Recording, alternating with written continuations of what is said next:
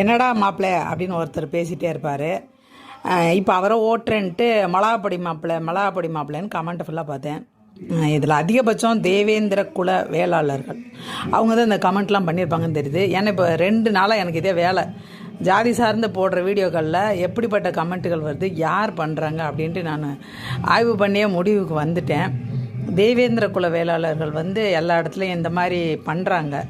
ஒரு வெறுப்புணர்வு அவங்கக்கிட்ட இருக்குன்றதை நான் புரிஞ்சுக்கிட்டேன்.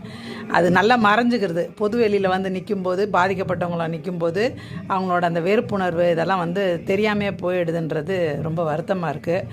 ஏப்பா, நம்ம சமகாலத்தில் வாழ்கிற மனுஷன் திருமாவளவன் அவர்கள் இந்த சீமான் குரூப் சேர்ந்து அவர் ஏதாவது ஒன்று பண்ணிகிட்டே இருக்காங்க. கீழே பார்த்தீங்களா தமிழில் எப்படி வச்சுருக்காங்கன்னு? அங்கே போய் நீங்கள் போய் சண்டை போடலாம், ஏதாவது பேசலாம்.